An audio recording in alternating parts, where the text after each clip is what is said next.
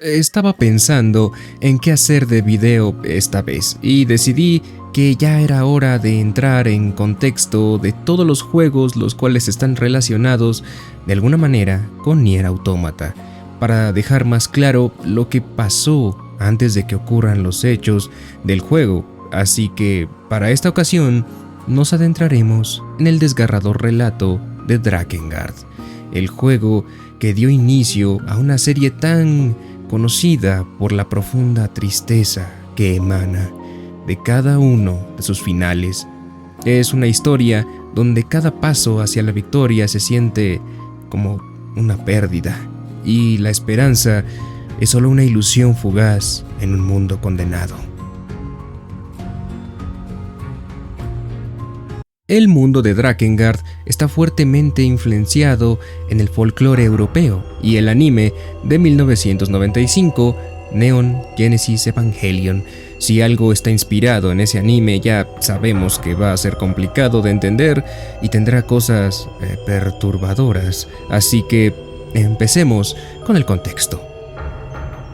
Hay historias que se cuentan como epopeyas, donde la luz triunfa sobre la oscuridad y los héroes levantan sus espadas con orgullo.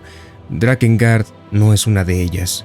Esta es una historia de pérdida, de silencios que se vuelven insoportables, de amores que nunca deberían de existir, de pactos que desgarran el alma y de victorias que son apenas una forma distinta de derrota. Hablar de este juego es hundirse en un océano de desesperanza, donde cada batalla deja cicatrices imborrables y donde el destino no ofrece salida, solo bifurcaciones hacia distintas formas de tragedia. En este mundo, el orden se mantiene por medio de sellos, frágiles ataduras que contienen al caos, pero ni los dioses, ni los hombres, ni las criaturas mágicas pueden sostener para siempre un equilibrio tan precario. La guerra es inevitable y cuando el imperio alza su estandarte, ya no queda nada que pueda salvarse. Solo queda observar cómo todo se desploma poco a poco, con un peso insoportable de dolor.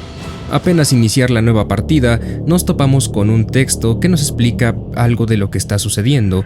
El imperio avanza implacablemente y la diosa Furiae, protectora del mundo y hermana de Caim, corre el riesgo de ser capturada. Es una época antigua y los dragones aún vagan por la tierra.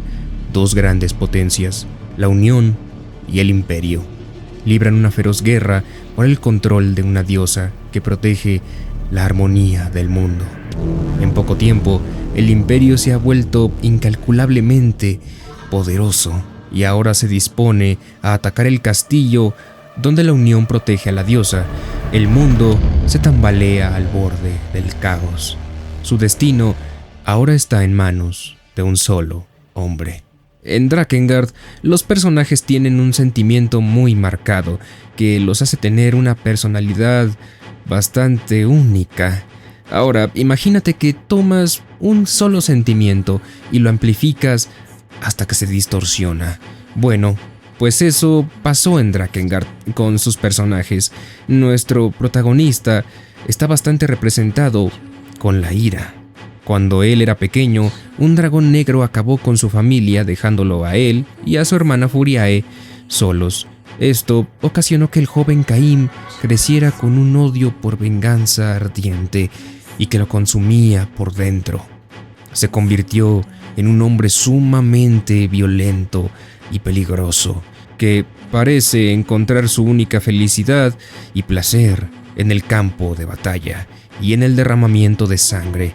Él, aunque intenta salvar el mundo, es básicamente un psicópata. Su hermana, la Santa Furiae, tiene igual una emoción en concreto, que es el amor. Se caracteriza por su pureza, bondad y profundo sentido del deber.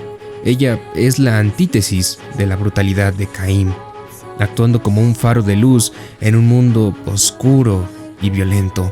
Pero estamos hablando de Drakengard, así que, aunque es una persona considerada la santa, esconde un profundo secreto, el cual es que está profundamente enamorada de su hermano Caín.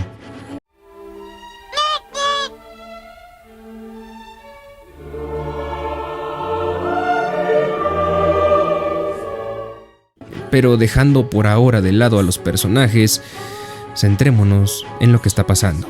Existen 4 sellos: del bosque, desierto, mar y el de la diosa. El más importante de todos estos es la diosa en sí. Sin este, todos los demás se debilitarían y entonces todo se vendría abajo.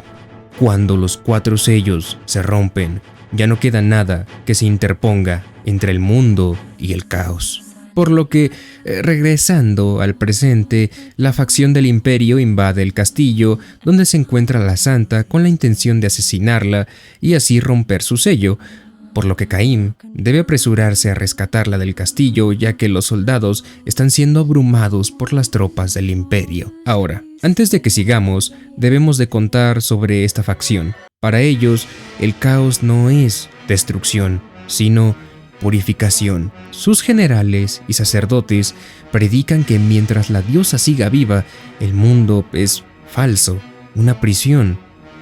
Destruir los sellos es un acto de liberación, aunque eso signifique la extinción de toda la vida. Por eso, sus ejércitos combaten con una crueldad sin igual, no conquistan, aniquilan.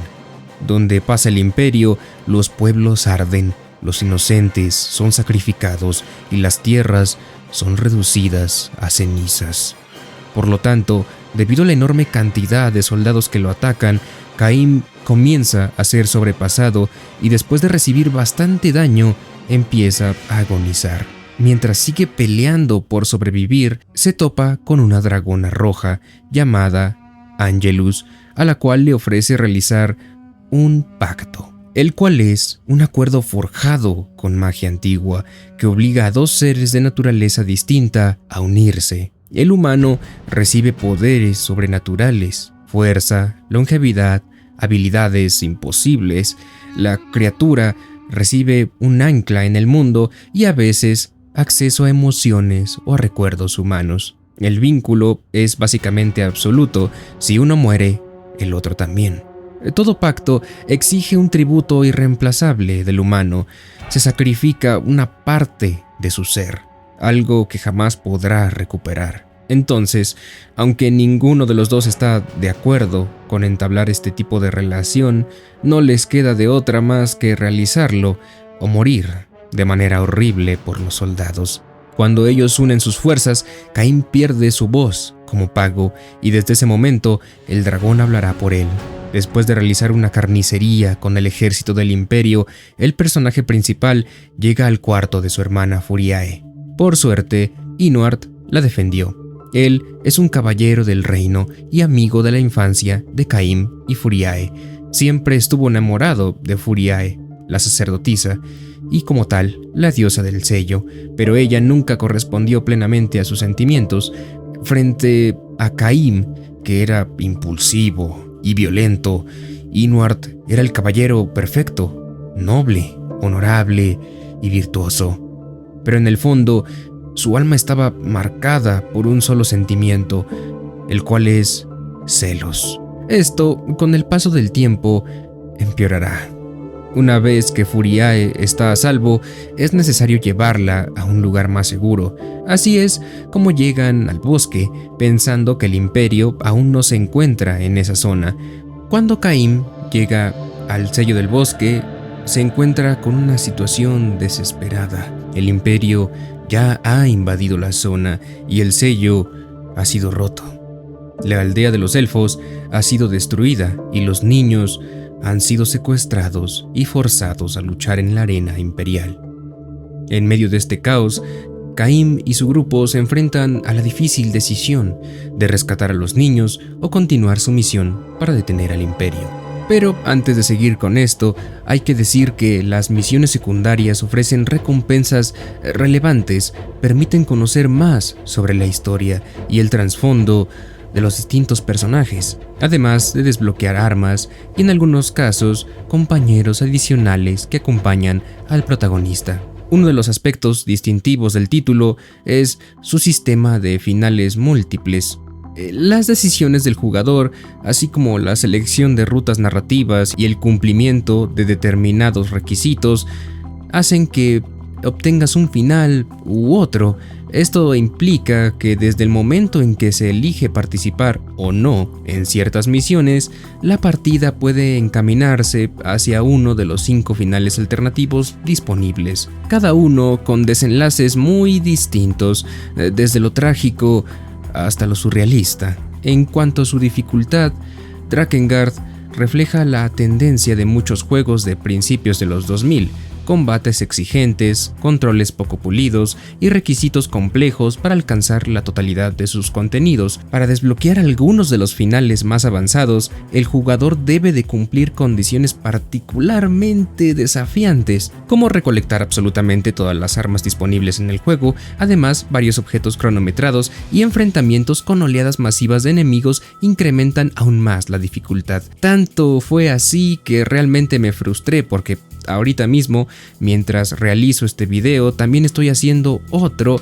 sobre un reto bastante complicado, así que no estaba de humor para también ponerme a farmear y completar cada exigencia para los distintos finales, pero aún así lo explicaré porque igual me vi los finales y la información al respecto. El jugador puede elegir diferentes rutas narrativas según las misiones que decida completar.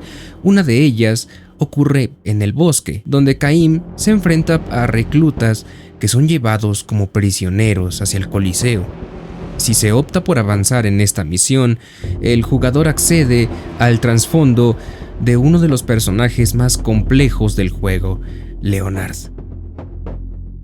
Leonard es un hermano mayor que cargaba con un profundo sentimiento de culpa. Durante su niñez y juventud fue acosado por impulsos, digamos, no tan adecuados hacia los niños, lo cual lo llevó a tomar la decisión de alejarse de sus 3 hermanos pequeños para no ponerlos en riesgo. Sin embargo, al hacerlo los dejó vulnerables. Durante su ausencia, cuando el Imperio atacó, Leonard no llegó a tiempo para protegerlos y todos sus hermanos fueron asesinados. Esta tragedia lo marcó de por vida, pues interpretó su separación como una cobardía, un fracaso personal. Su historia se vuelve aún más oscura cuando se encuentra con un hada en el bosque. El pacto que realiza con ella le permite unirse a Caim, pero a cambio pierde la vista. Paradójicamente, esta ceguera lo ayuda a resistir mejor sus impulsos, al no poder ver, aunque la carga psicológica y moral permanece. El propio tono del juego insinúa que su compañera hada lo escoge precisamente porque le divierte la contradicción, un hombre marcado por la culpa y los deseos prohibidos, que aún así busca redimirse ayudando a la humanidad. Más adelante, en sus interacciones con personajes más jóvenes dentro de la historia, este trasfondo añade una capa de tensión adicional, mientras que para un jugador que desconoce la biografía de Leonard, sus acciones pueden parecer neutras. Al conocer el trasfondo, se entiende que básicamente su comportamiento y la tragedia de su existencia son debido a esta condición tan particular. Así que, regresando a la historia principal, si Caim elige la ruta en la que debe detener los secuestros de personas que son llevadas al Coliseo, se descubre que muchos de los enemigos a los que se enfrenta no son soldados veteranos, sino reclutas jóvenes. Entre ellos hay adolescentes y muchachos que ni siquiera saben luchar, pero son obligados en contra de su voluntad. Durante estas misiones, Leonard hace un comentario significativo. Considera injusto que Caim masacre a quienes son forzados por el Imperio a participar en el conflicto. El trasfondo sugiere que muchos de estos reclutas están bajo manipulación y coerción, y en algunos casos el Imperio recurre a la magia oscura para someterlos y asegurarse de que obedezcan. Sin embargo, la postura del protagonista es radicalmente distinta. A lo largo del juego se muestra como un personaje incapaz de sentir empatía. Para él, Las víctimas y los inocentes son secundarios frente al objetivo principal: aniquilar al imperio y proteger a su hermana Furiae. Su brutalidad es tal que no duda en eliminar a miles de reclutas sin remordimiento alguno, e incluso el juego deja entrever que obtiene cierta satisfacción en medio de la violencia.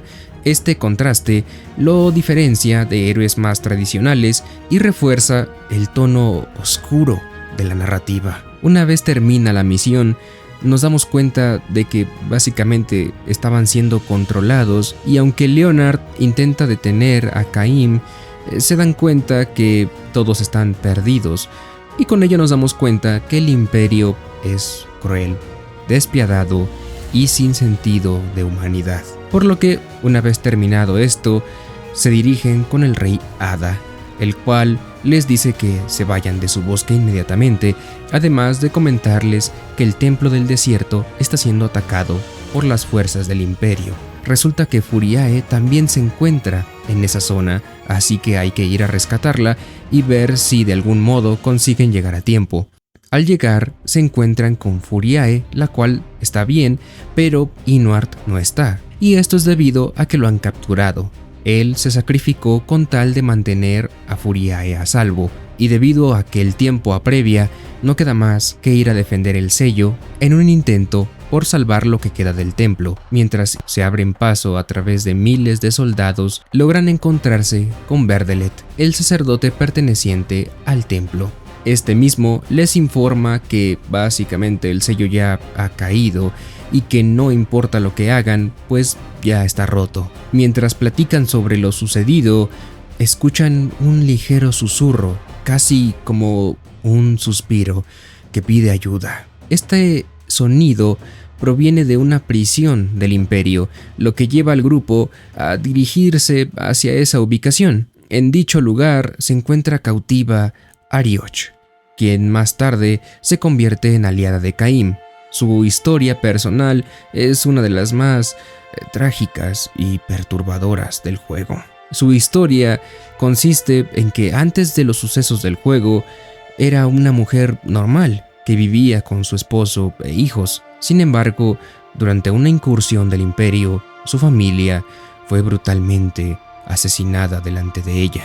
Este trauma la quebró psicológicamente.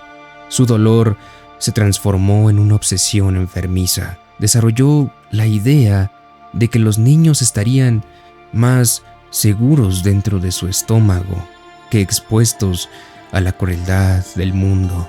A partir de entonces, Arioch se convierte en una canilla de niños y adolescentes, incapaz de superar su pérdida. Debido a estos crímenes atroces, incluso para el imperio, ella fue encarcelada.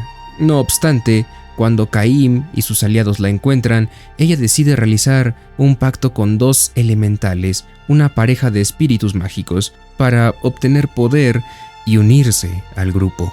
El precio de su pacto básicamente fue perder la fertilidad, lo que le impide volver a concebir hijos.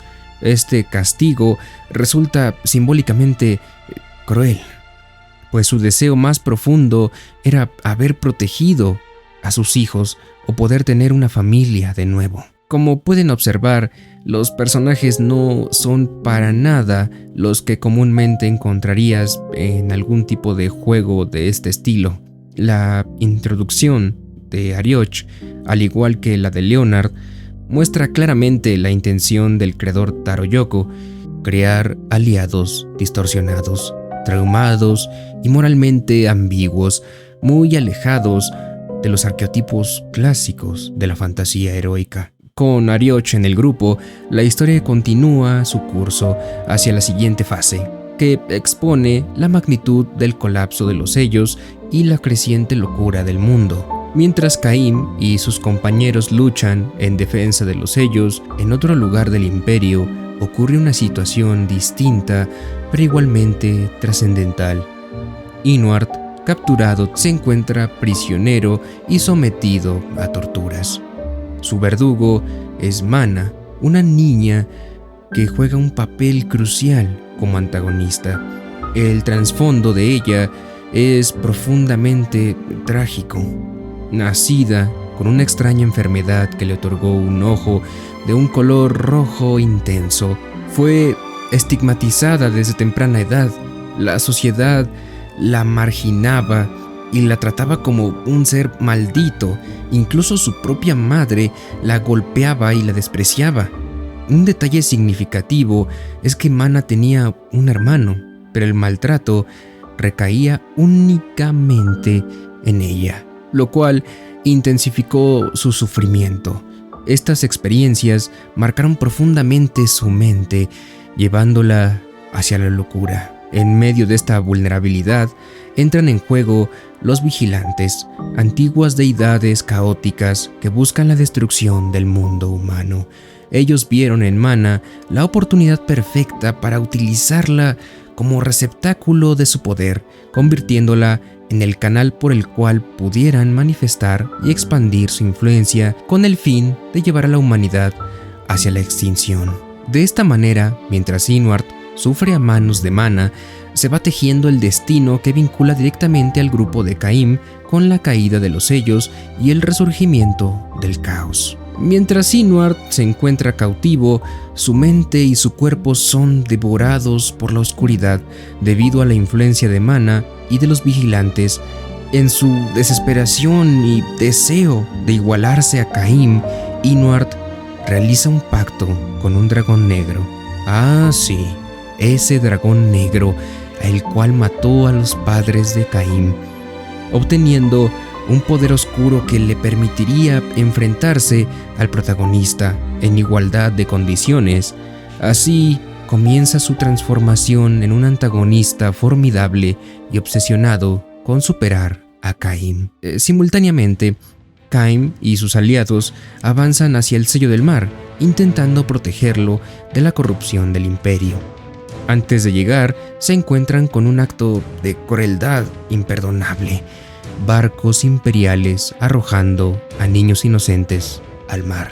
Caim interviene y logra rescatar a los menores, pero mientras combate a las tropas restantes, ocurre una tragedia.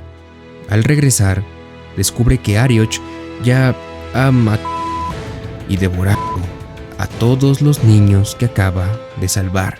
Este evento desencadena la revelación del trasfondo de Arioch.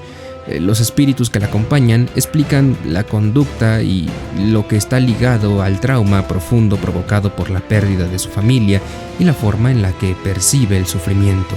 Este capítulo subraya la oscuridad moral y psicológica que atraviesa todo el juego, mostrando que incluso los aliados de Caim son personajes con pasados trágicos y comportamientos perturbadores.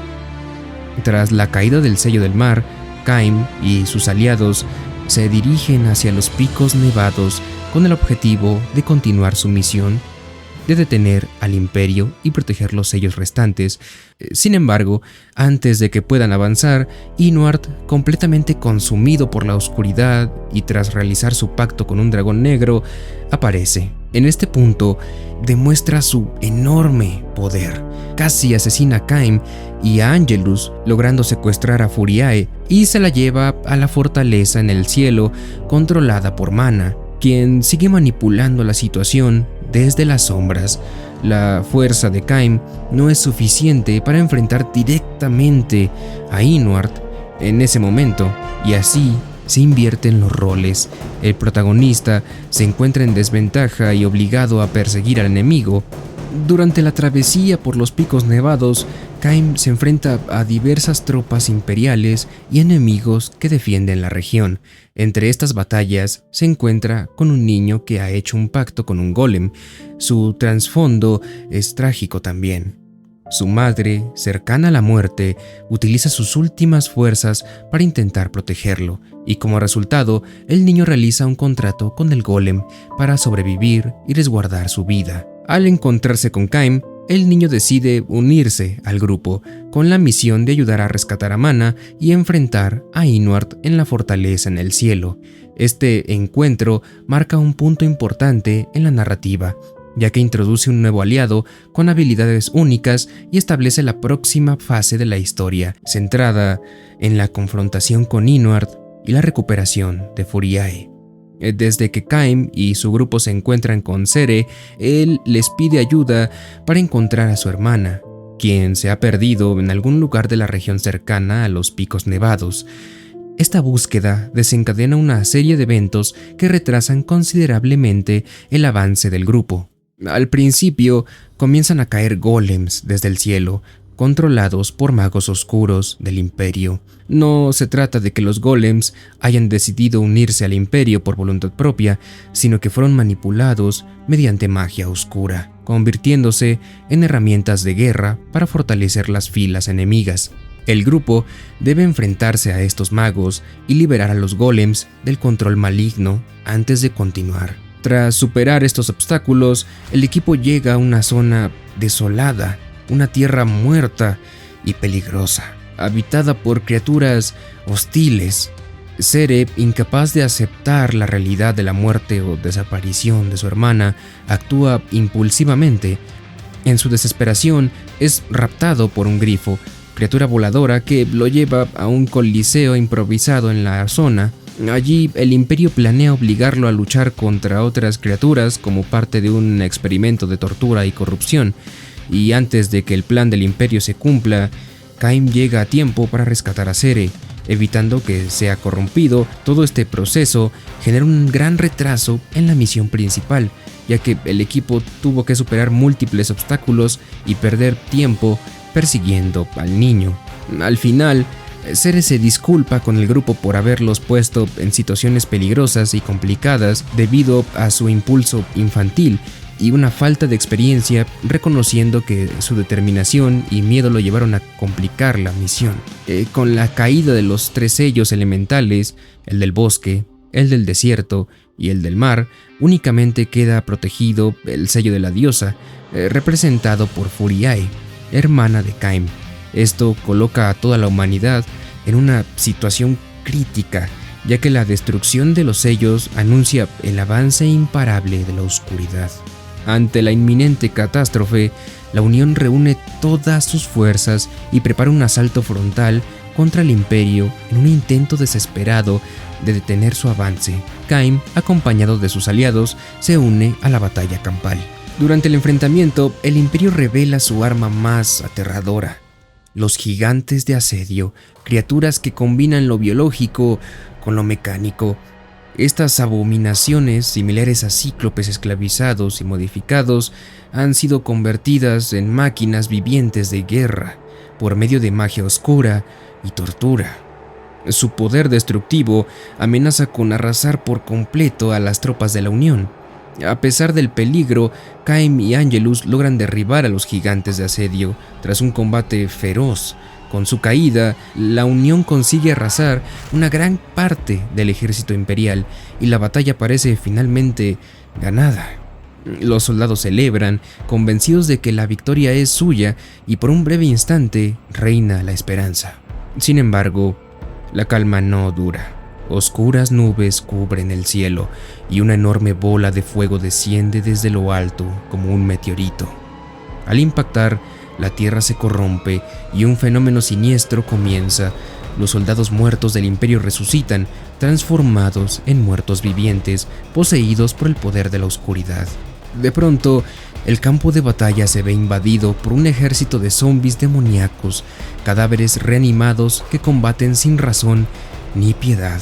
Una vez más, Kaim se ve obligado a entrar en combate, esta vez contra enemigos que ya no son simples soldados, sino manifestaciones de la corrupción que emana de la destrucción de los sellos.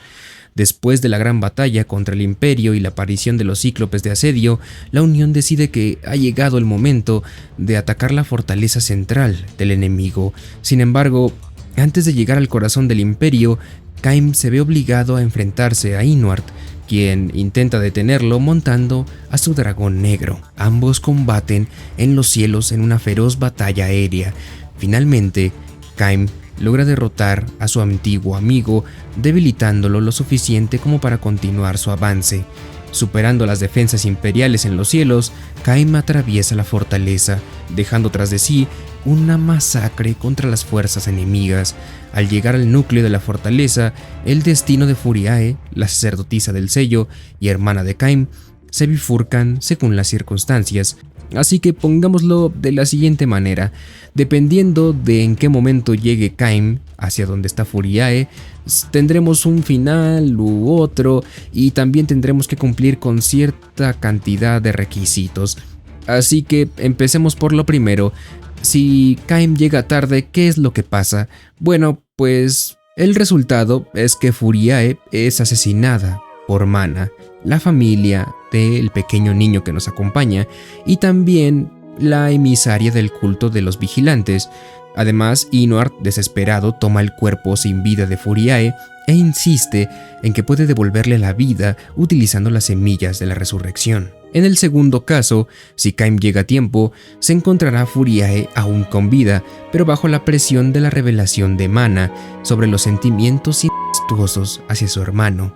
Abrumada por la vergüenza y la desesperación, Furiae se quita la vida frente a Caim. Una vez más, Inuart carga con su cuerpo, asegurando que todavía existe una forma de revivirla. En ambos casos, el resultado es básicamente el mismo.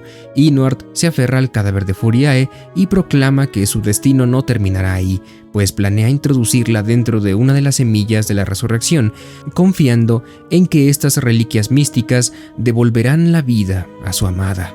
También hay otra variante donde Caim llega mucho más a tiempo a la fortaleza. Furiae no muere de inmediato. En este escenario, la emisaria del culto, Mana, interviene y utiliza su magia para teletransportar a Furiae a través de distintas cámaras de la fortaleza.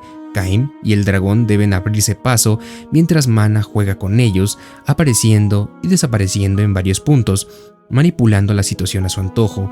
Durante esta persecución, Caim logra enfrentarse directamente a Mana en combate. Tras una ardua lucha, consigue derrotarla temporalmente. Sin embargo, la victoria no es completa. El culto de los vigilantes sigue teniendo el control de la situación y Furiae aún está en grave peligro. Es aquí cuando entra en escena Sere, el joven mago y hermano gemelo de Mana, quien acompaña a Caim en la misión. Sere, que carga con un fuerte sentido de culpa y responsabilidad, se ve arrastrado a los planes de Mana y el culto. La trama comienza a mostrar que tanto él como su hermana gemela, Mana, están profundamente ligados al destino del mundo y al poder de los vigilantes. La tensión aumenta y aunque Caim ha logrado debilitar a Mana, la fortaleza imperial sigue siendo un terreno dominado por el caos. Y ya que los ejércitos imperiales han sido diezmados, las semillas de la resurrección comienzan a manifestarse, y Furiae, atrapada en un destino incierto, será la marca que deje un punto de inflexión en la historia. Así que, teniendo esto en cuenta, en el último escenario, Sere decide terminar con la vida de Mana, ya que esta no le dejó otra opción, y mata a Mana en la fortaleza, pero este acto desencadena el peor desenlace posible: la completa ruptura de los sellos y la liberación de los vigilantes. Los vigilantes aparecen como gigantes figuras con forma de bebés blancos de aspecto antinatural, semejantes a estatuas de sal viviente. Y pongan mucha atención a esto porque es importante. Estas entidades colosales descienden sobre el mundo en masa, cubriéndolo y asolándolo con su presencia. Su avance es imparable. Devoran y destruyen todo lo que se encuentra a su paso, consumiendo tanto a soldados como a civiles sin distinción. El apocalipsis básicamente comienza. El cielo se oscurece, las ciudades caen y los ejércitos de la Unión y del Imperio, que antes se enfrentaban entre sí, quedan igualmente reducidos a nada frente al poder de estas criaturas. En medio de este caos, Caim y su dragón son de los pocos capaces de resistir, luchando contra los vigilantes y contra hordas de criaturas demoníacas que acompañan la invasión. No obstante, la situación es insostenible. El mundo entero se ve sumergido en un océano de horrores y lo único que queda es la lucha desesperada por sobrevivir. Una vez que todo esto sucede, vamos viendo cómo prácticamente uno por uno de los aliados que hemos conseguido en el grupo comienzan a caer. Cada uno se sacrifica de alguna manera. Arioch, al ver a los bebés de Sal y al percibirlos como niños, los considera algo hermoso. Por ello, deja que la atrapen y básicamente es devorada sin resistencia. Pero esto permite abrir un paso para los demás y que escapen. Mientras tanto, Leonard decide sacrificarse también para dejar un pequeño espacio por el que pasen los demás, ya que estaban siendo totalmente rebasados por una cantidad abrumadora de monstruos. Para ello, utiliza su hada como si fuera una especie de bomba, explotándose a sí mismo junto a ella. Al final, solo queda Caim, Angelus y Cere, con su golem. Ante la desesperación, se preguntan cómo podrían vencer a la abominación que enfrentan, ya que los bebés comienzan a fusionarse entre sí y forman un monolito gigantesco de sal, tan inmenso que abarca toda la ciudad del imperio. Este coloso provoca una distorsión temporal que hace que el mundo mismo comience a desvanecerse, consumiéndose poco a poco. Ante esto, ya no queda otra alternativa más que hacer lo que sea necesario para detenerlo. De aquí surgen dos posibles desenlaces, pero para comprenderlos, primero es necesario tener en cuenta el contexto general. En Drakengard existen 5 finales distintos: el A, el B, el C, el D y el E. Así que vamos a explicarlo poco a poco para que lo comprendan muy bien.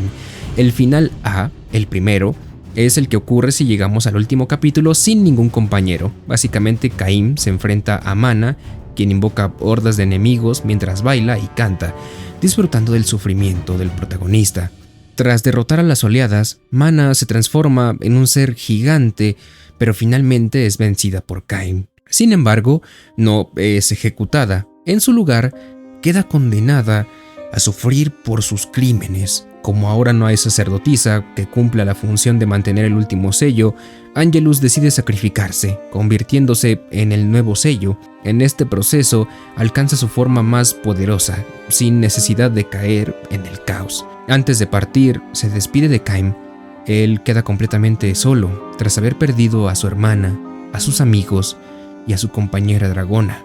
El mundo sigue en ruinas, pero de todos los desenlaces, este, curiosamente, es el que se considera el menos trágico de todos, así que ya estamos viendo que se va a poner peor. El final B se activa si no logramos derrotar a Inuart lo suficientemente rápido.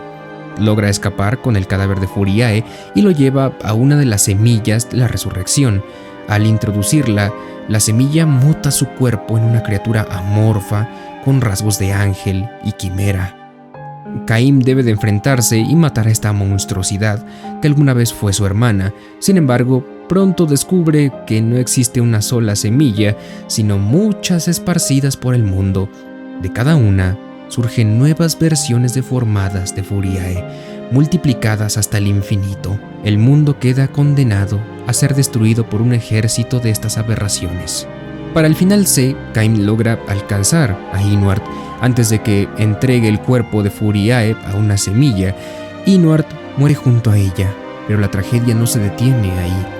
Al perder la confianza de los dragones, Mana ya no puede controlarlos. Los dragones, incluyendo al rey dragón, se rebelan contra la humanidad. La sacerdotisa cae y el mundo queda bajo el dominio de los dragones. Este final plantea un destino en el que la humanidad debe resistir ahora la invasión de estas criaturas en vez de los vigilantes. Para el final D se sigue el desenlace del apocalipsis, en el que los vigilantes descienden al mundo. En este, tras la aparición del gigante de sal, el mundo está al borde de la desaparición, distorsionado por la fusión de estas entidades. En este punto, Cere toma la decisión de sacrificarse. Su pacto con el golem le había arrebatado todo su tiempo, dejándolos sin capacidad de envejecer.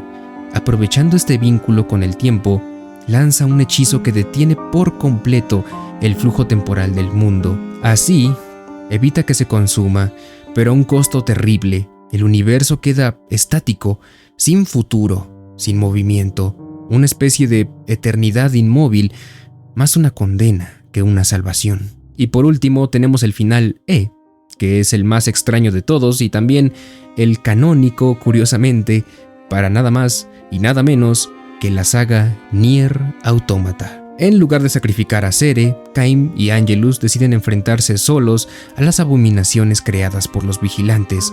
En la batalla, la criatura abre un portal interdimensional que los arrastra a nuestro mundo, específicamente a Tokio en el año 2003. Allí son avistados en el cielo. Caim y Angelus combaten a la monstruosidad en pleno aire, mientras la humanidad observa atónita. Finalmente logran derrotarla, pero pagan un precio fatal. Considerados amenazas desconocidas, las fuerzas de autodefensa japonesas lanzan un ataque aéreo con misiles que acaban con Caim, Angelus y el monstruo. Este desenlace, que comenzó como una especie de broma de los desarrolladores, se convirtió en la base para la historia de Nier y posteriormente Nier Automata. Tras el final E en Drakengard 1, cuando Caim y Angelus derrotan a la reina de las bestias, que es básicamente el gigante de sal que se menciona en algunos archivos de Nier Automata, la muerte de este mismo libera las partículas Maso, que se esparcen por el mundo real. Estas partículas desencadenan una enfermedad mortal conocida como el síndrome de la sal y los ojos rojos, la cual destruye lentamente a la humanidad. A lo largo de los siglos, la humanidad trató de combatir la propagación de este mal con ciencia y proyectos desesperados, pero fracasaron. El resultado final fue la extinción total de los humanos. Miles de años después, en la línea temporal de Nier Automata, la Tierra ya no pertenece a los humanos. Lo único que queda son máquinas y androides. Los androides, como 2B, 9S y A2, creen en la lucha por la humanidad, pero en realidad la humanidad desapareció mucho tiempo atrás. Todo esto es consecuencia directa de aquel evento en Tokio, cuando las partículas Maso fueron liberadas. ¿Quién lo diría que un evento tan extraño pudiera generar la catástrofe más grande que conociera la humanidad? Por eso el mundo de Nier Automata no es una casualidad futurista, sino la consecuencia de los actos de Drakengard 1. Drakengard no es un relato de héroes, es un testamento del sufrimiento humano, una reflexión amarga sobre cómo incluso el amor se convierte en condena, la fe en fanatismo y la esperanza en cenizas. Nadie escapa ileso, los héroes son monstruos y los monstruos son víctimas. En este mundo, los sellos no pudieron contener el caos. El imperio no buscaba poder, sino destrucción. Los pactos no salvaron, solo consumieron. Y el sacrificio no ofreció redención, solo silencio. Quizás, al final, lo único eterno en Drakengard no fue la furia de Caim, ni el sacrificio de Angelus, ni la inocencia rota de Furiae. Lo único que perdura es el eco de una tragedia inevitable. Este es un lamento sin final, el requiem del mundo.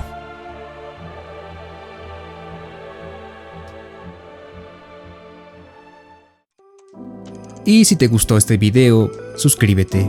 Me harías un gran favor dándole a la campanita y que me regales un like. Yo soy Demo y cuídense mucho, mis amigos.